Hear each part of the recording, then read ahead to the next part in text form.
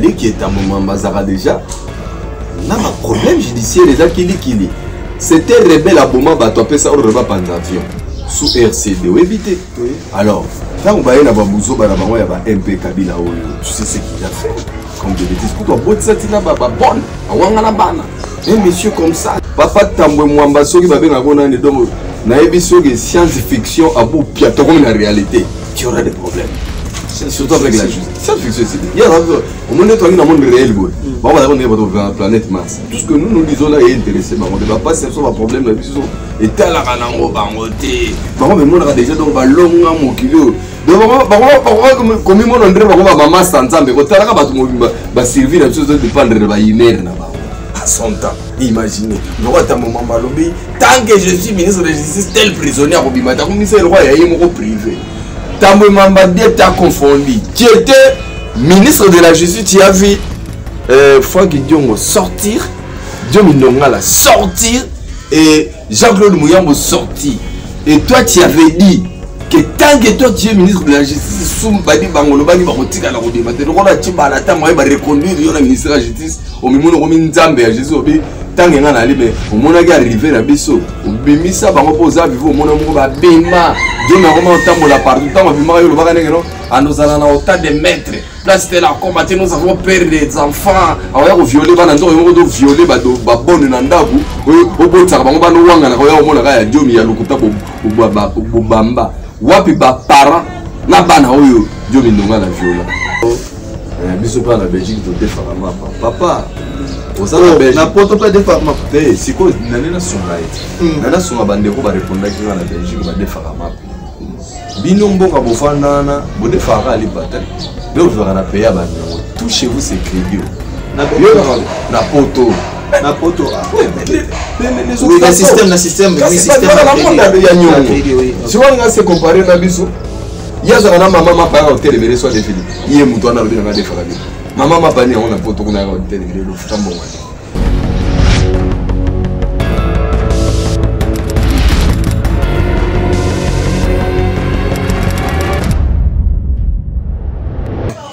Bonjour et bienvenue sur votre chaîne Vision Plus Télévision. C'est avec les mêmes plaisirs que je vous retrouve encore une fois de plus pour parler actualité politique et Mboka Nabi sur République démocratique du Congo. Les ressources sur Tozongi et pas Moko Nabino Bolinga Mingi Tolo de la Makamwa Mboka. Ceux qui ont monité condimate, vous comprenez déjà que nous parlons de Saint Thomas et j'ai dit déjà bonjour. Bonjour Trésor Walouko. Alors vous êtes de bienvenue comme d'habitude Vision Plus TV. Donc mais ça na Rolanda biso tozali et nga na profiter à travers yo na pesa mbote vele na bato ba inanga ba finga ngai que na continuer toujours ngai na part na nga kolinga bango na bolingo ya Congo na ya ba Congolais et puis ba o tout ba sepela kana nga d'habitude zango ya mbanga ba ora na solo la bien bango la bactérie bango encore une dose d'amour donc je les aime tous voilà. De toute façon, c'est le bien commun. Oui, mais c'est ce que j'ai toujours connu. Pendant le temps où il y a eu des besoins, il Congo a besoin Congolais, parce que c'est ce qui nous a toujours manqué depuis 60 ans. Dès qu'on a tous les Congolais un sursaut patriotique, je crois que nous allons commencer à aimer notre pays, nous allons nous aimer nous-mêmes et vous verrez que vous allez développement. Ok, nous allons parler maintenant actualité. Après, pour le bail qui était ma maman, sur qu'on a évolué, comme on a souka, Sénat Kalaté et au Koya. Vous avez dit la dernière émission que c'est aujourd'hui le Sénat Alexis Kamomamba, les tout puissants a démissionné. Alexis tout puissant pas là et puis il faut le balan n'a pas n'a pas yango Nikolo na sala émission là prophète de l'époque maramunu sombo ka ndenge webisanga ndenge kende onga na kana ngo ba polémique na nga to salarié wala fo bandela nde wana non ba test to na ngi na nga na mukai ba plan de sortie à crise ba presse na nga na zo utiliser so ba presse nani ko na presse nani maloba ya yo papa ah yondo ya kana ba kombo ba tulodo ba substance non nyo so yaki na ngo na silisi alors j'ai peur que vani na nga orebenga tambo mo bengi nani prêtre boya babenga ki bongo banani babenga ki. Vous avez toujours des considérations, vous considérez Batumoko à niveau bokanissé la réalité. Voilà pourquoi, avec Union Sacrée, tout aussi ça, Bakombo ya Batu valeur, Mais c'est l'État qui va avoir maintenant de valeur parce que avec l'union sacrée, nous aspirons maintenant à des institutions fortes et non des hommes forts parce que vous avez vécu, vous êtes né toujours beaucoup de gens et à ma casse pour l'État. Ça là gagné à la même Nicolas Mibé parce que si beaucoup de temps fort c'est parce que Azana va problème na justice ba sengi milité bande on ba vendre ba bino to lever immunité na été mobi aza homme fort bo ba vendre suba ba boy ko lever immunité atambo un rebelle mon donc ndenge za na loko yo moko mi bengi déjà prophète Saint Thomas ce que monité ton dimaté donc c'est next step exact était tambo mamba livrer à la justice non exact que next step tambo mamba livrer à la justice et ils allaient qui est tambo mamba zara déjà n'a pas problème judiciaire les akili c'était rebelle à Boma bato appelé ça au rebat panzavion sous RCD ou éviter alors quand on va y avoir Bouzo Barabango y a MP Kabila Oyo tu sais ce qu'il a fait comme des bêtises écoute on boit ça tina baba bonne à Wangana Bana un monsieur comme ça tu sais comment il a manqué nos mamans à travers la sénatrice Goya tu sais c'est quelqu'un qui se voyait vraiment que lui vit au moins dans le monde Moussous papa Tambwe Mwamba soki babe ngakona ne donc naïbisio que science-fiction à bout piato comme la réalité, tu auras des problèmes. Surtout avec la justice. Science-fiction, c'est il y a au monde dans le monde réel, on va dans la planète Mars. Tout ce que nous disons là est intéressé. On ne va pas c'est un problème. Et tel la ranango bangoté. Par mais on a déjà donc ballon à mon kilo. Donc comme mon André, on va maman s'entendre. Mais quand tu as va servir la chose de dépendre de la imère na bango. À son temps, imaginez. Tant que je suis ministre de la Justice, tel prisonnier à Robimata, comme c'est le roi, il y a un privé. Tambo Mambadé t'a confondu. Tu étais ministre de la Justice, tu as vu Franck Diongo sortir, Diomindongala sortir, et Jean-Claude Mouyambo sortir. Et toi, tu avais dit que tant que toi tu es ministre de la Justice, Soumbadi Bangolo Bagi Barotika la Robimata, le roi Tiba la Tama va reconduire le ministre de la Justice au Mimono Romin Zambe à Jésus.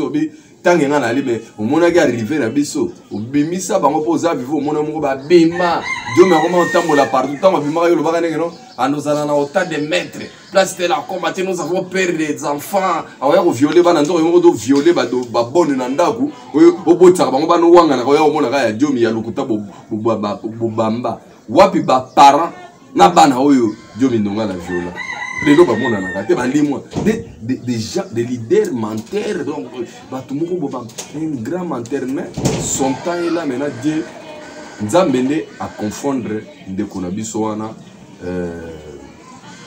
Congolais na kombo atambo bato ba impressionniste moro bato ba tanga trop basuka kana ba théorie ça ba étude mais ça n'a rien à voir. Le peuple congolais a bénéficié de Tambo Mwamba dira mandat ya Tambo Mwamba sur terre vinae bidoko to tanga tango aza ko sala na l'état peuple a se retrouver na ni si ce n'est que la famille de Tambo Mwamba et les enfants de Tambo Mwamba ne va se retrouver mais le peuple est resté misérable. Donc les gens comme ça là mais ce sont les gens jetés aux poubelles. Saint Thomas Lelo, c'est quoi la prochaine étape? Après Parlement, après Ilukamba. Je comprends maintenant le fond de ta question, je ne savais pas. Avec Moukonazaolo, Ilukamba Kei, enfin Ilukamba Kei. Oui. Si les Lopé Sénat, Tamboué Mamba Kei. Bon, si après Parlement, après primature, après Sénat, c'est quoi la prochaine étape pour l'Union sacrée? Après Parlement, après primature, après Sénat, l'étape suivante c'est le rétissage. Il y a tous les petits liens afdéliens. Il faut tous ça parce que tout ça c'est dans son nom. Mais la base c'est tout ça là-bas on a la société, la société et ce sont ces gens-là qui sont là pour ne pas respecter l'État, mais pas ça la COP. Donc on n'a pas terminé le travail. Le plus important pour nous c'était de nous débarrasser avec le mythe Afdel qui était toujours là, avec les Kabila, la Tambo Mamba, les Ilunkamba, les Mabunda. Maintenant on a fini. C'est-à-dire que Bisso va Congolais, Mboka ce qu'ils ont dit totalement à Bisso, parce que ces gens-là dans nos institutions ne sont plus. Roubero ne viendra plus dans nos institutions. Tu peux imaginer. Un sentiment on a. Bango, avec certitude, c'est comme si tu es dans les secrets du chef parce que le gouvernement est noté. on craint que les mêmes personnes, le même tête, c'est surtout que dans l'union sacrée, l'union sacrée ramasse tout le monde. Bon, aujourd'hui, si Robert va venir maintenant à intégrer l'union sacrée, ce qu'on a dit, après on lui donne la possibilité de... Non, non, au moins, quand je te dis Robert, on a souscrit. Tu vois, Robert, c'était à travers l'AFDEL. Comme les Kabyles et l'AFDEL ne sont plus. Mais nous sommes nous-mêmes les Congolais. Maintenant, Robert viendrait ici avec quelle influence? Parce qu'à son temps, il occupait des postes ministériels, il y a miné, pendant même pas dans député. D'ailleurs, c'est avait combien de députés pour Robert Rozara, la poste de ministre, il y a décentralisation. Peut-être géopolitique. Géopolitique. Ah, il y a une histoire de Congo, na géopolitique, qui n'a rien de la province. Quasi. Oh. Tellement il y a lobby qui est géopolitique. Robert Alobaka qui n'a Rwanda, ce qu'il y a qui n'a Rwanda na RDC, na province ni Balobaka. Pourtant, on a géopolitique. Il y a un ça va Congolais. Ayez d'abord l'état de connaître votre pays, de connaître vos frontières et connaissez-vous d'abord vous-même. Vous avez beaucoup de Congolais baganga kana. D'abord, il y a des yébité. J'étais étonné. Oui, période d'aminé, moi, ça va être.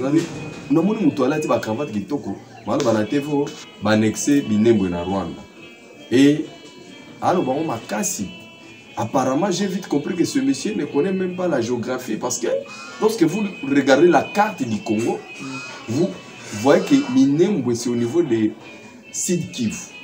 Et notre province Sud Kivu n'est pas frontière avec le Rwanda. Maintenant, on te dit toi que vous avez dit toi na pétrole Congo non, bakanisi pétrole Congo na baru.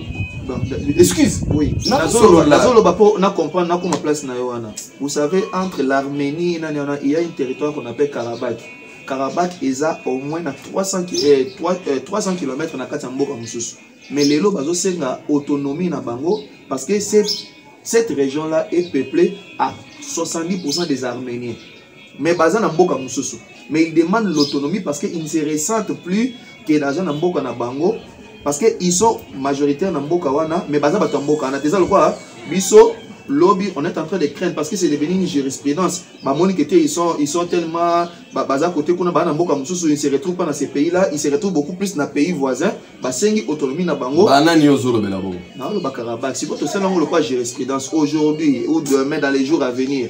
Né maman comme la secrétaire générale de MLC F Bazaïb à Alobi et le réseau banque c'est ça banque sabiso et ça ba revendication ascendante pour ezoya ba senga di liboso boye après ba sengi na nationalité après ba sengi mabele après ko senga mabele ezalani on est en train de voir là on est yoza Olobi qui était là au Olobi qui était tu es comme prophète tu vois plus loin est-ce que plus loin aux hommes monani plus loin dans lobby na OK tout ce que tu voyais là c'est parce que on avait les étrangers qui nous occuper dans notre pays, qui ont infiltré notre armée et toutes nos institutions. C'était normal les bimaranites dans Nengwana. Et puis on a un film Jet Li il y a Tchézen où ils ont colonisé les Japonais ils sont en train de restituer une histoire où un autre peuple est venu les coloniser. Mais les Chinois puisque les Chinois se sont mis ensemble, ils ont vite compris que si nous sommes divisés, nous serons envahis. Et à travers les unités, les lois de la Chine va développer. Mais ce sont les Chines, où il y a dominé le Japon, c'est comme nous aujourd'hui. Nous étions dominés pendant plus de 18 ans par l'AFDEL. Et on était devenus comme des esclaves dans notre propre pays. C'est comme ça que Dieu nous a envoyé Félix Antoine Tshisekedi Tshilombo, Oumanobenga Tata Noua. Aïe, les bisous Archomoni, de l'Union sacrée des apôtres. Et voilà pourquoi vous avez benemi na biso d'infiltrer na biso ba collabo na bango baza kozala humilié du jour au jour. Ce n'est pas nous qui le faisons, c'est Dieu. Parce que même bana Israël lorsque Mounio Benekaki des siècles et des siècles, Dieu avait entendu leurs cris là et Dieu a intervenu et Dieu a suscité Moïse. Mais lorsque Moïse est venu, abandi koyebisa na bana Israël que Kalaté tous à la libérer. Kosenga Pharaon libérera biso, a libérera bana Israël. Tu sais ce qui s'est passé? À un moment donné de la vie, Dieu faisait durcir le cœur de Pharaon et tant où motema Pharaon zala makasi. bana mingi ya Israël o bazina ko ndima mukena tawana basango ko Moïse a aventure on l'excellent et pour eux ne croyaient même pas que va la libérer mais ils étaient étonnés un jour Pharaon et Samuel boké na Bible mais lorsqu'ils sont partis le même Pharaon a vite pensé que nous faut tout là d'abord tout retenir c'est comme nous faisons les élections les Congolais ont élu leur propre président. Mais celui qui était là s'est dit non, non. Donc on a vu le président là, il a contrôlé, on a kanga, on a géré, on a gagné, ce qu'on a géré, on faut avoir na kinga, kati na faire, donc roi le polder à Moutoumou, donc Joseph Kabila, ce qu'on yo, bah on a esclave nanga, tout le monde il va bouger pour kanga là, bon kanga là, mais Dieu avait fait quoi? A dit Moïse Simba bateau na kata, betango na ma ekabwana, bon kata beaucoup mankana. C'est comme ça aussi. Pendant les 2 ans, c'était la traversée des mers. La minute. Comme 2 ans traversée. Traversée des mers rouges, c'est qu'on a minute. Bientôt, tout le monde en caresse, quoi, mon moni. Et bah, les sangani. Non, on nage. On nage. Des fois, t'es la mer rouge, tout n'a pas monté. Mais les gens. Yo, mon santa qui n'a pas au moins, moi, résistance, mon mouké, ça bureau, ma boule. Oh non, papa, non. Maintenant, on compte sur le nouveau bureau définitif, on va revenir. Mais ce que mon état on tourné dans Sénat, la démission en cascade. Na yemo tambo mambo bobenga na do yemo ko na mbede non malgré que tambo mama mais le peuple d'abord tatano au sakalate pour degré pour na lobaki parler de la nation ezali arche de Noé rénové totika ba fenêtre pour moni nzambe bakanga to ato kanga maki na pyramide moi ko botelo ata singata bo de sauvetage ezate mais ta ya fati ezata moko moderniser différence na mo ezali que on a ma fenêtre, parler dans une sorte de cœur, on a ma fenêtre, moi dans la polée, les alors tu bois à boire de sauvetage, bah singezali. Il suffit qu'on voit écrit, naïe, tu es tombé ndio, moi tombé ndio, mais ne va aider. On a pas toi qui retard. Vous laissez bêta qui dirige ça, mais toujours pas mais dès na lo babonozo kaka bamsupe to bakaka bawaya anga ebiso peto les. Yo yango bino bakoti na kati mais apparemment bino na kati bozo ndima bango te bamsuwa olo bakete bi bosala ba na nani baza aleka. Banani balo. Na kati nazona bisobeba nazona na bateau baza na kati ya union sacrée. Laisse parler les gens. Laisse parler les gens. Nous on a ils sont les mal aimés. Non, nous on n'a pas de mal aimés. Nous on a une autre philosophie. Notre philosophie c'est seulement vous exorciser. C'est-à-dire que ouitina bi yoka na bi kota notamment chez biso to biso que non. Ah nous prêchons qu'une seule chose. L'amour du Congo et des Congolais. Tu veux être mandataire demain, oui. Tu acceptes d'être esclave de la population. Si c'est d'accord, tu es validé. Si c'est pas d'accord, toi-même c'est là où tu vas partir. Au moins, ils ont vite confondu les époques. On a époque où on a vu le Kabila, on a vu les bases. Faut bien Kabila va poster pour Yazana. Mais la population reconnaître. Les oppositions en c'est nous les maîtres de l'opposition. Maintenant nous sommes au pouvoir. Il faut piquer pour ça l'opposition. Au bas de la ouate. Nous on a réussi matin pendant 40 ans papa. Mais notre maître a pensé que on va paix à son âme. Nous avons leader dans le monde banana ya. Mais leader a légué à ça pour aboulir dans 3 régimes dictatoriaux. Tant qu'on a formé biso. Ça dit que vous sentez que le peuple est très éveillé. Beaucoup si bateau pour manipuler bateau t'as la faille du nom Kabila bayoka ni que notre ça va parce que y a ça nommé y a ça placé y a ça planté pour bateau ba bailler bailler. Mais mon temps au peuple a bêti bango karalandi bango te peuple ba qui genta ba ça tinde biso mutuye. Er ba moni sur mutongo ba ni ko ngala ba puissance faille luna Kabila na ba collabo na ba ba comment ça peuple dictateur a violé. Faut ça zoba tala no niveau ba tente. Baouti na placebo, baouti na président nommé, baouti de l'ennemi ya pamba. Au bout de 2 ans, le même personne va comme ça sous la même population, on va dire que non. Mais on va te dire c'est Kabila qui dirige. Il a Gengagati. Et nous c'est là comment ça te n'a rien. Après le même personne vous vient vous dire dictateur. Mais comment vous êtes que baso ba pour non di mabango kaka. Puis que on a et que Félix est dictateur a violé la constitution. Moi je dis ceci. Je dis ceci na batutu ba la nangai. Ngai Saint Thomas Anangaj que moi j'assume.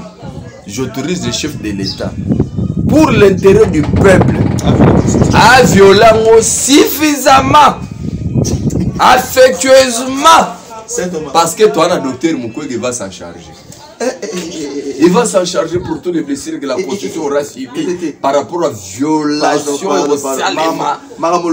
Kwege sera là. On vous a parlé de grossesse. Nous, on n'est pas dans les grossesses. Nous, on veut maintenant mettre la viole de la Constitution. Donc, tu as violé la Constitution. Dans le sens que Fati violer la Constitution, et ça sera peuple force. Azala suprême, yaba tout, yaba combo abat. Nous sommes d'accord. Vraiment, nous sommes d'accord. Nous sommes vraiment d'accord, oui. Est-ce que au côté mon clisso a télé la Bible? Je n'ai rien compris par ta question. Bible, constitution de Bible à la Bible RDC.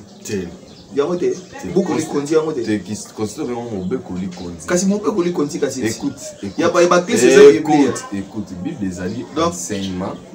Na kata Bible ils ont 10 commandements donc moi constitution a 10 commandements et les 10 commandements ont été modifiés par le Saint-Esprit avec Jésus tant même si banda oyo so Moïse teyaki bino bo sangisi yango nyonso na recommander bino kaka bolinga nzambe bolinga pe bino na bino et englober tout dans l'amour. C'est pourquoi Moïse to ina union sacrée. Union sacrée pourquoi? Parce que dans l'unité, vous avez l'amour. Et comme l'union fait la force, quand nous sommes unis tous les Congolais, imaginez des gens qui sont dans l'émission, les gars, ceux qui sont Congolais, tous sont vendus. Tous sont mettre sous ma sola FCCT, il y a Kachite, il y a Lamukate. Tous sont mettre sous ma sola Balubate, Bangala, Basoyalité, Bakongote.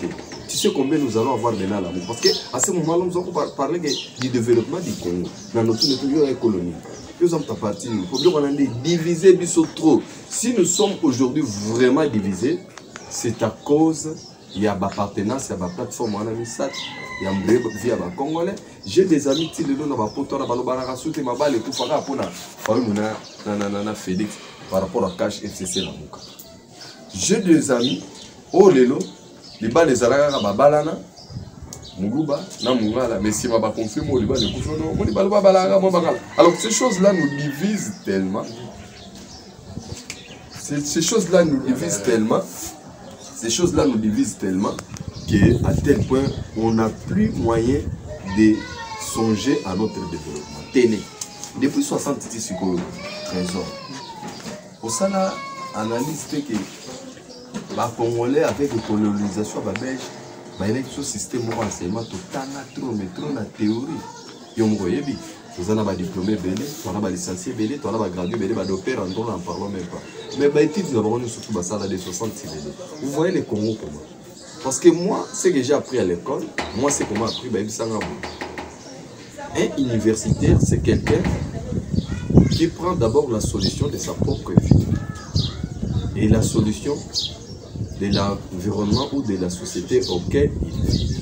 Maintenant, nous, on a autant des universitaires qui n'arrivent même pas à prendre d'abord la solution de leur propre vie, qui n'arrivent même pas à prendre la solution de l'environnement où il se trouve, où il vit dans sa société pauvre. Maintenant, à quoi servent ces universitaires-là? C'est ça le cas du Congo. Vous avez les gens qui ont vraiment... Mais les universitaires, mais il n'y a pas d'emploi. Mais c'est d'abord les recherches. Non, le problème n'est pas au niveau de l'emploi. Le problème, c'est au niveau de... Non, le problème, c'est au niveau de trop de théories. C'est ça le problème. On a beaucoup étudié, mais des théories qui n'ont pas appliqué. Oui, on m'a dit que sur la table,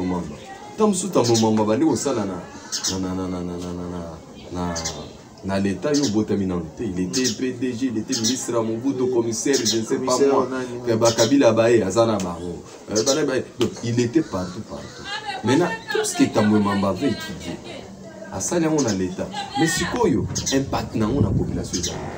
Non, professeur, tant Tamouemamba, les gars, la génération qui court pas mettre la passe. J'étais encore l'enfant, jeune, tout jeune là, lorsque Tshisekedi Étienne était élu premier ministre de la conférence nationale souveraine. Oui. Et dans 3 mois, j'ai un bon souvenir de ces gars, puisque Mobutu, avec inflation à 100%, il tournait le plan Chadi à l'époque. Et les tout derniers billets, puisque Mobutu a commencé à être millionnaire, mais il y a pas pauvre, les tout derniers billets, Mobutu a bimi 5 millions, c'était le billet de 5 millions. Et le billet était déjà mis en circulation, les gens déjà pour Et ce billet-là a été démonétisé par Etienne Tshisekedi en tant que premier exemplaire. Palais du peuple, devant les conférenciers. Abi, je déclare le billet de 5 millions démonétisé. Et le billet n'était plus consommé. Maman Yangouba, Zote Kangouba, garde civile, il y a un Munduki, n'a bien 5 millions. Maman, malgré Munduki, a garde civile. Et ça, les Tibino, jeune et afdel, les noms de Boban, la policier, la binote Boban, la Kékoundiki. Jeune et bino, jeune afdel, bino, génération afdel, Boban, la policier, Koundi. Biso ba Zaïrois, Zabenga gendarme à l'époque. Zabenga ko bozo magi na Zaïre ba retard oyo ba maturité na temps africain. Ba li ba kopno na temps africain. Ya wana bubanga ba policier fort. Surtout Zabenga ba soda Mobutu na ba Liziana, ba gendarme à l'époque. Sikoyo na ba garde civile. Mais vous imaginez maman Yangouba, garde civile bien munduki bien chargé, après c'est bien 5 millions sur meloko. Maman na bimbongo na kozwate. Pour te séquer dans le tout va Facebook, des réseaux sociaux, ça rappelle des bouches à l'oreille. Les Français ont dit comment on a vu que billets et il y a mal. Ce sont des bons souvenirs. Donc, il y a un petit séqué dans un temps pour le docteur en droit, on a un mouvement amené dans la salle. Mais la trace en one, la trace. Mais ta maman, tu n'as pas vous avez quelque chose contre ta maman, j'ai compris. Non, je n'ai pas quelque chose contre ta maman. J'ai quelque chose contre les intellectuels congolais. Ils ont tellement beaucoup étudié, de 60 à nos jours. Leurs études, voilà là où le pays se trouve. C'est-à-dire que servir la vie sauter. Ailleurs, ce qu'on a dans le pays, quand même, il y avait des intellectuels qui ont réfléchi et trouvé des solutions. Puisque nous avons beaucoup d'intellectuels, mais ils ne sont pas des patriotes. Mais ailleurs, vous avez des intellectuels qui sont des patriotes. Parce que Congo-Brazzaville, c'est un pays comme d'autres pays, sont nos voisins. Mais moi de vie sur qui on a il y a une différence. Oui, parce que Mati Karabino bossa la marche. Mais ah ma peso mata de mato soit tango prime sous pour prime sous métaux. Voilà, Kabo na ngali Gambouali pas il y a pas Peter Guerre ça qui interview na tindika na lobeli Gambouali pas que toi le seul pays to de Farali par la capitale et puis par le sous parfois il y a des sans présents le puissant motolo. Na moni ba na Belgique ba comment comme ngao biso pa na Belgique to defara mapa papa ozala Belgique na poto pa defara mapa te siko nanena songa ite nana songa bandeko ba répondre ki na Belgique ba defara mapa bino mboka bofandana bo defara ali pata mais vous verrez na pays ya banyo touchez-vous ces crédits na poto oui le système ya nyongo si wanga se comparer na biso Yazana maman m'a pas hôtel mais soit défini. Yé mouton na lobina de faire maman m'a pas né on a poto qu'on a hôtel mais le flambeau. Soyons gentils. Vous là-bas, vous avez un système à crédit. Mais biso na Kinshasa, vous avez un système à crédit. Papa va foutre dans ça là gérer bon mon et il est temps sous les 2 bouts du mois, il a acheté le pain mais avec ba pillage, avec ba destruction ici économique et ça là que comment on défend pas ça dans ce de la. Et nos chercheurs n'ont pas trouvé des solutions rapides pour que le pays ait changé les fiscs forts, mais nous il y a pour que va sentir l'impact à ma sur la vie. Comme on avait reçu les aventuriers de 2017 et de 1997 qui sont venus pour s'enrichir, au moins c'était quel type de gens? Et rien que le pays n'était même pas dirigé. C'était protocolaire. Dommage. Bon raison. J'ai l'aime balongoli ba barrière. Mais na mona lokwa exemple lokwa ma ping pong ezalaka balongoli ezongi après ba relongoli lelo après so ba kozongi c'est sous ciment bien. Non, ils ont c'est la fin de l'Afdel. Non, ils ont Mitz Kabila, Mitz Afdel. Si j'ai des amis na Facebook, ceux qui suivaient beaucoup de commentaires pendant l'élection, après l'élection, Tita Onyosto. Ils doivent voir la page Nanga, mais souvent, les commentaires sur la page à Kabila, c'est la fin du mythe. Depuis 2018, 19, 20, la plupart des commentaires,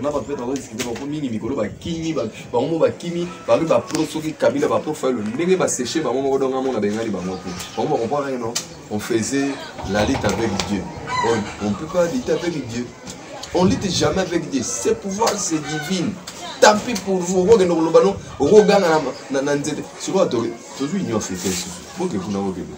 Il y a un autre comme place on a dit. Comment on a osé là? L'Union africaine, président Félix Antoine Tshisekedi, président de la République démocratique du Congo, président aussi de l'Union africaine. Après, vous avez vice-président, maintenant, les lois ont conduit président de la République. Après 54 ans, RDC, enfin, a présidé l'Union africaine. Oui. Qu'est-ce que les pays vont gagner avec ça? Parce que dans le monde, il y a des bélés, il y a des triomphalisme, il y a des déplorer, mais je voudrais que vous puissiez savoir qu'est-ce que les pays vont gagner avec accession. Il y a RDC au travers du président de la République, Félix Antoine Tshisekedi, dans la poste de président de l'Union africaine. Qu'est-ce que les pays vont gagner? Merci beaucoup. Avant de répondre à la question, on a fait comprendre que les lots, pour comprendre la différence, il y a moi et un rebelle, non moi et un politicien. Oh. Moi, la rebelle, non moi politicien. Oui. Ah, parce que Kabila a fait 18 ans. C'est moi la rebelle. Kabila. Alors, moi la rebelle soudé. Dans autres na question. La question yanga. Olobaki amuna nenga lycée na ngini oyindi molango malamu. Donc ah bon ngana na lycée c'est pas Kabila est rebelle. Ce qui est bien, c'est que dans 97, on a déjà majeur, on a diplômé d'État, on a dit Kabila Bayaka. Ce sont des pauvres qui vivaient dans la brousse. Comme ici, on a un privilège, on a abandonné, même Dieu nous avait tourné les dos pour nous permettre de roi Kabila à diriger. La Bible, j'ai à côté de moi un évangéliste, et tout est fait. Bible il y a un verset là dans la Bible de l'Obara. Malheur n'a pas gêné à diriger. C'est ce qui nous est arrivé. Nous, on a eu le malheur d'avoir été dirigé par un jeune comme Kabila et il a ruiné notre pays. Tant Kabila a eu le pouvoir quand en 2001, Miba fonctionnait pas. On a très fonctionné. Ici, on avait trois trains. On avait trois trains qui faisaient rotation très urbaine. On n'avait pas assez de difficultés à transport. Et c'est sous Kabila que les gens continuent dans la concession. On a travaillé dans la gare centrale. La clôture, on a pas moi battu dans la j'ai toujours eu même pitié à Batouan. Il y a pétro comme on clôture à 7 points. Au bout de 10 ans, on a clôture quand on est battu. Lona ma pas on a mes compagnons demande-toi, ces gens-là sont des fous. Ou bien sont des gens normaux. Parce que c'était l'anarchie, mais oui. Il n'y a pas de mauvaises troupes. Il n'y a pas de mauvaises troupes. Il y a des mauvaises chefs. Il n'y a pas de mauvaises troupes. Il y a des mauvais chefs. Les gens qui se distribuent les maisons de l'État, on dirait qu'ils ont un bango. Ça veut dire que Mboko Kabila, comme ça, il y a une terre conquise. Yaye. Il y a un IGF, là on fait la parenthèse avant que je les camarades. IGF, est-ce que vous tapez dans le titre foncier, dans le audit parce qu'il y a beaucoup de bavés à côté de nous. Conservateur de titres immobiliers, chef de bureau, qui va pas bazar Winné Saint-Thomas. Et là, on a un génération précise. Génération précise? Oui. Donc, IGF, tant à Kabila, tant à pouvoir. Il y a des choses à faire. Il y a des Fachi.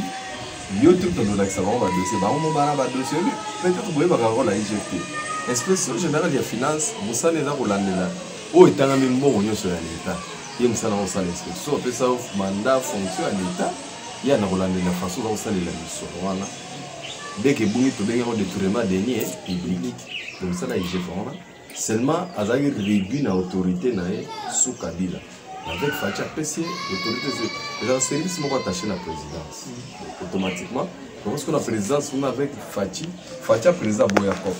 Le seul président Boyakop n'a pas pour la première fois c'est Fachi. Ce qui fait Kassavou, moi je n'ai pas vécu l'état de Kassavou. Moi j'ai vécu ce temps. Et on est fiers à voir que Ngaï, pas ça à côté à Wazarane Mtaïdepes. Je me connais bien depuis que maintenant la Tshisekedi, parce que nous sommes des vrais Tshisekidistes et à Tongo Batotozuku, Wabana Mike Tokoli na pour nga sala ba marche ba le 16 février. Nga be événement le premier meeting à IDPS na stade d'Ivene na Zalaka. C'est-à-dire que Tozuku rota na mona musiko pesa mbembe no ngobere tinda suka pena to pesa ni mote na yembe na jusqu'au yo. La transmission mona ba Fachi bazwa na ngate na zo na moto na zo. Ah na zo. Bon, on a zo pena bord pas yemo ko vivandi nous on va kabundu bazo bena boy ye moi benge bena héros vivant mais le bobo na misala kabundu on sentit que nous bena ah ça bena héros vivant ça la kabundu donc ça c'était l'esprit à la voyance à ma casa na vision lointaine vision à œil au monde en etinga boy à kiti selinga monde ko na za mupanza déjà 2017 to no bena mo zambala kisi boy na malobi boy bon kaka il dépêche accéder à pouvoir de baboya bon comme la vision des gars moni Félix Tshisekedi les gens voient seulement le mot Tshisekedi c'est pour ça que on a papa on va comprendre le discernement parce qu'on nzambe ya moi même toi des non Tshisekedi on a accès bino utakala on a la kaka bino utakala da kindeye et c'est lui qui nous dirige maintenant tu peux refuser nous on s'en fout mais nous sommes devant la réalité maintenant pour revenir na intérêt na biso na Union africaine tant mon bout azwaka yango ndo kaka to rayonnaka na monde to mona naka na concert na sokomi partout monde entier communauté ya biso to mona banani maoche chungu mobutu amoni ba dirigeant nyonso ya monde po abimaki na vitrine ko diriger Union africaine la ko bimi na vitrine hein pour biso toi pays o ba bomba musika bakundaka biso pena bakundaka biso mais Dieu avait dit. Il y a une histoire dans la Bible d'une femme qui était courbée pendant 18 ans. Et il était relevé à 18 ans d'académie. Et la femme s'est RDC aujourd'hui. RDC pendant 18 ans. 18 ans. Biblique. Non, biso toza bato yo nzamba utilisera. Nous sommes dans l'incendie de l'Éternel. Nana côté na tangi Bible. Pour la monnaie, ah oui, c'est pas 4e citation, 5e citation à Bible. Mais oui, ceux qui n'attendent pas, mais on a verset à bloquer. Parce que c'est oui, parce que au monde n'a eu le salaire l'engagement. Ils sont comme ça, non? Comme on a l'ingé changement, mais à préférer un changement, il mourra beau changer. C'est très grave, oui. C'est-à-dire quoi? Dès que tu as beau, biso ba congolais. Ce qui Boutonio soit Sambélara. C'est une recommandation, peu importe l'église au Sambélara. Moi je recommande seulement que dès que tu as père spirituel, la nous appelle ça état spirituel, il y a Congo sous Fachi. Soit Zapena Mouta Sambélara, il va te dire des choses. Les gens sont Fachi, ça, n'habite sur Tcheka. Fachi, les gens vont faire l'église. N'a pas Branham, n'a pas Barouti, va monter côté Félix qui est au président de la matinée. Kalayo, mon avion, on est dans l'église. En dehors de nous, pasteur Mogo n'a pas de voir, nous avons une vidéo sur quoi nous avons fait. Des pasteurs actuels, les Ghana. Ghana, le français, des pasteurs en français. Ça, ils ne voient rien. Ghana, des Arabes, les Bassi d'Afrique, qui déjà pas mon accord. Donc, il y a un moment où il y a des Nzamba recommandera biso amu. Tshisekedi père, bikamuna lo ba matin midi soir oyo kakana bebiso na siri. Bolingo ya Congo na ba Congolais uti pa fatite. C'est Tshisekedi père na kata katanga nda lobaki mboki kufi pona moyibi. Ibongi tozongela bolingo ya Congo na ya ba Congolais on est comme biso développement. Même Dieu nous recommande parce que vous matalo la photo lingana et moi nous les autres lingana na yemo konzabe. Bon si ko soko tali bien depuis 60 tilelo constatant attendre buvanda atana ba media ba tuvanda ba omona ka muninga moko bota ko la situation vie na ifungwa ma mfungwa ba voyage ba tiki ko ba tutu ba lo takali banda awo ya mabe c'est à dire que awo mboka to linga mote moko ya biso ko bene kongola la mboka ko bonga te atote ka ko motoka bola. Donc d'abord mboka to linga mote to la kela kango matin midi soir. En plus biso moko to inana yo moko monaka net biso ko to nzetu vanda ko côté to ye oyo poto mato ya centre ville na tongo prix à transport za ndenge na mo ipe ekiti na po mati ça dit que muto ma tiro transport ta yebi yo boy mais est-ce que non c'est quoi 1000 francs na tongo so que 12 € pour que victoire combien de la 500 c'est zongi pour que zongi 1000 francs ata ba moto na so 3 pine wana na moya nous za 300 francs c'est comme pour que comme 500 kaka distance wana c'est dire que to inani to ana nous vivre to lingani c'est dire que muto il veut que son propre bien et c'est pour nous devons avoir vraiment l'amour to comme na bolingo to lingana to bana ko se sauver bakangi otage moko ya Congo na Burkina Faso mo venir gouvernement mobiliser pena bato ba ko zo congolais bo bakangi en otage na Burkina Faso ba ile awa mon président de la République ezele na aéroport mais tout monde na pe ba baninga ça c'est ça l'amour to bana pe ba pa ndeko na biso pe est na to banda wana na ndeko so ba est ça Parce que nous avons fait un midi pour côté. Bandeko Est. Oui, tout fêter les premiers A, on va fêter c'est pas bien. Non, ça continue ça. Non, ça c'est désorienter la pauvre population. Trésor Walukonga, c'est la famille, vous devez nous comprendre. Dites-moi, moi qui est ici, je te dis ceci. Nous qui avons vécu à l'époque de Mobutu, on n'a pas connu de rébellions, de massacres et tout le genre. C'est-à-dire que Batu Kokufana, et c'est depuis 97 le Vous voyez là les premiers étaient. Et Batu Bani Kokufa, Nabi depuis 96. Bon, merci. De 96 le Batu Kokufara, surtout dans l'Est.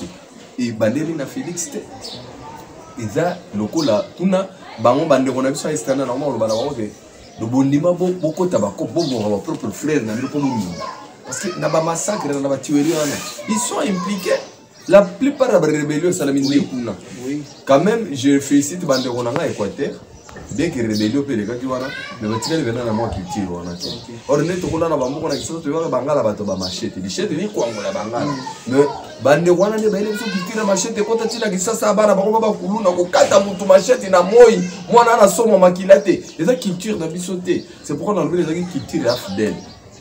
Papa ta malade dans nzoto mutu tango kotaka il y a la vitesse mais ce qu'on doit dire comme la question il y a na malem malem il y a on a bibi on a une génération précieuse Félix na Union africaine a kobomisa passe ya africaine ndenge mbo so pe même mandat na ne a abomisa ba passe ba congolais nyos côté mais dis-moi il va laisser les bases au Félix a kotika et ko permettre avancement ya kitoko na sens ni Mobutu a eu pouvoir en 1965 comme chef de l'État. Mais Mobutu a la base déjà à pouvoir. À ça, il y a un chantier, la plupart des bases étaient déjà là. Et ça pouvait lui donner ces rayonnements aux autres de 65 à 80 à peu près. Mobutu, on était au top un peu pour tout. C'est parce qu'il m'a coûté la base. Maintenant, Félix vient trouver un pays détruit. Dans 32 ans, Mobutu, plus de 20 ans à Afdel. Dans 2 ans à FCC Cash Namuka, vous additionnez tout ça maintenant. 52. Voilà, vous voulez qu'on résout ça dans laps de temps. En Némorazan, dans l'Union africaine, dans 2 ans, à Etikali. Ça, c'est se moquer des autres. Ce que je sais, moi, Félix, dans le passage, il est dans l'Union africaine. Il est dans la tête à RDC. D'abord, l'Afrique, il va changer.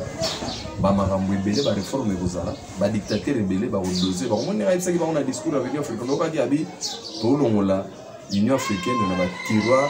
Na ba dossier bien ficelé tout tchango na ba cours ya baba na bala na ba marché Africa c'est le ça la biso ndenge ni biso ba chef d'état africain tous à la peuple moko te du jaraza chômeur avara na passe mais akumisa tout matsara ba manda or le peuple fallait plus exigeant contre les occidentaux. Ça c'est discours la fatigue. Pour nous ba déjà ba olenga pour ba moni que touche mo spécial pour ba moni na des années nga bouleverser la situation à RDC. Bon ce Afrique vous allez on a Salomon d'Afrique, le roi d'Afrique, les lions de la tribu de la RDC. C'est ici qu'il y a les gâchettes. Au Cameroun. Les lions de la tribu de la RDC. Il y a un réseau de témoins, on a vu, on a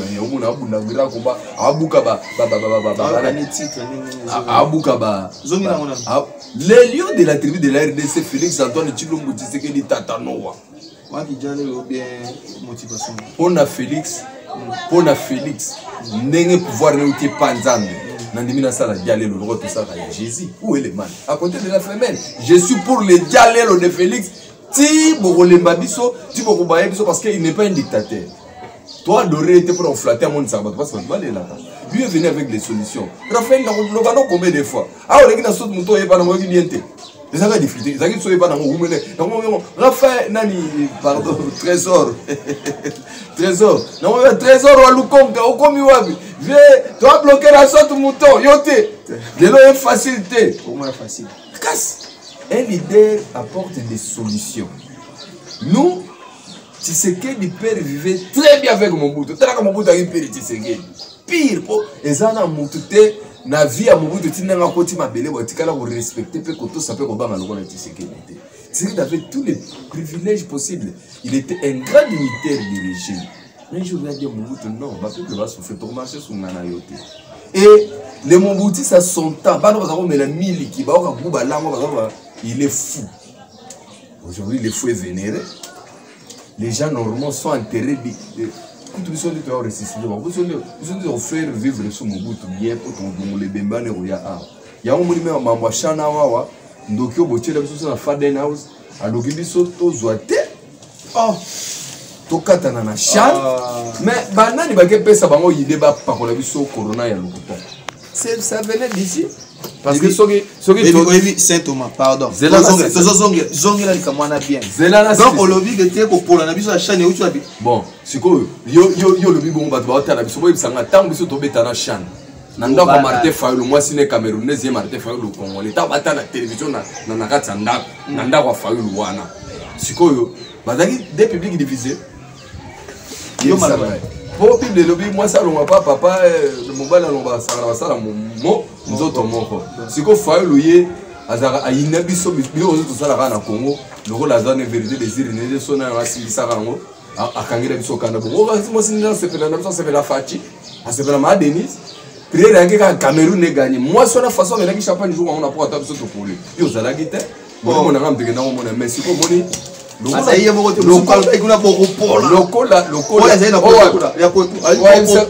Fayulu wa mobali bakata ongenga jeba pouvoir après moi balukela ko mofinga na kota wana dossier de faux dossier yoka siko aventure oyo eza imuru to sekisata bato badebi kolanda biso comme biso ba Congolais notre Mobutu l'homme de l'unité nationale a été enterré au Maroc. Baroque Bozora Mobutu Bozora Boro. Basoki te. On a une humiliation de 4-0. 4 Saint-Thomas. On m'a tomboli. Humilié comme. Au monde biso bo humilié biso to la participation. Bo humilié biso pour battre mon boy. Bazanga maturité ba na kofinga Fati na mambo chane. Ba fingira biso Fati. Yamonza mabibo. Mboka on président d'Arana no Paul Biya, plus de 40 ans au pouvoir. On a permis de battre la chaîne. Il sera humilié même devant son peuple parce que pouvoir le prophète Moïse Nyengele, le prophète Carlos, le Alka, le prophète ça va le pouvoir le roi Nzambe doit passer en Fati.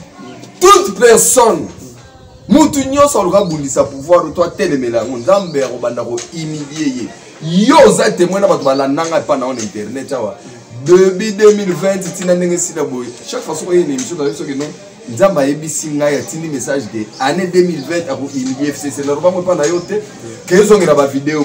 2020, 2020, ce que tu as 2021. Et c'est ça, sous du courant.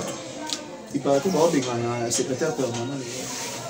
Secrétaire permanent, na jeune batombo qui n'a été sous arrêt.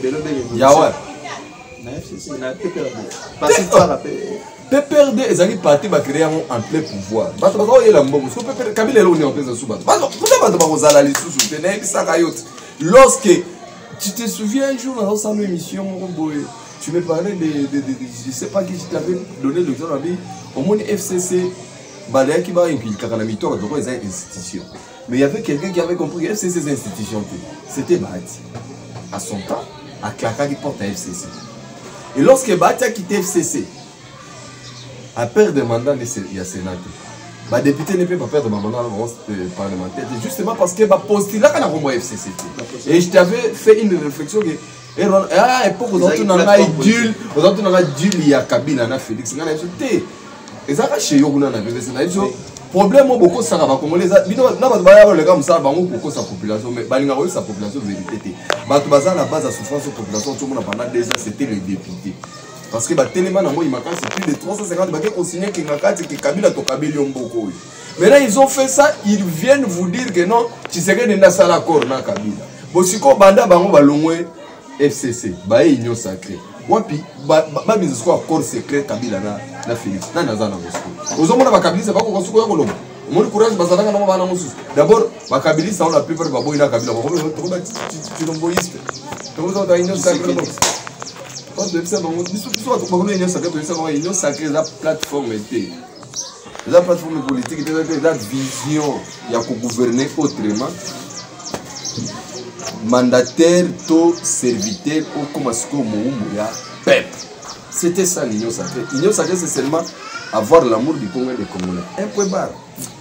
Donc en besoin de la battu ya aux autres wana ezali bakino balobaka nini soki bato basala satan côté na bango voilà maintenant na vrai indus ya bato mposo bavrai kino poto na président kinoa oyefatia kinoa ayoko oyebi yango nakasaki oyebi te so loko to bakinoa boye loko so to bakinoa bobule tu makambo tu so natiela bango boro bakinoa bango balobaka mambo oloba eleka na peperde wana mbwa sui mbwa namonaki peperde yango na facebook babi parti avandre so ayipe na laro osomba na nayesengo différence ya politicien na rebele omoni sikoyo wana politicien te okeluka mambo baparti politique yo mesana na gachete facile oyo nayebisaki oke kabila na félix ta batelema bango bale boye félix asimbaki litrage ya mai wana kabila na molungi na monene soki kabila akeyoka posa mai akeyoka posa mai asengi ye mai leta apesa mai yabene simbelanga munduku kabila ameli mai apesa félix nini litrage ya mai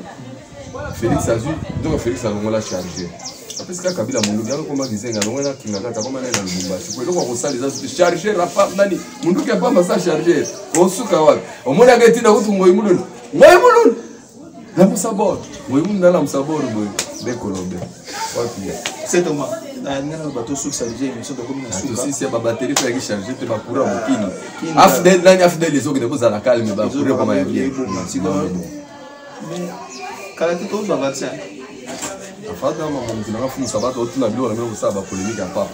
écoutez, nous on a eu des vaccins sous mon bout de belé. Série 7. Bien que na moté. Vaccin toujours. C'est le premier vaccin toujours. Donc yo supporter vaccin. Pour soutenir. Ngai. Est-ce que c'est officiel de l'État na ozonanga? Ngana za l'État siko na ozote poani. Na dépendaka na bino. Bino bozwa masolo na no kosaka bato. E période moko batinga batinda ba mustikere moko wera na pote mpo kango na ba rex kazalire baba ni bana bango wera. Boza ba mustikere na te ba cheki se boma.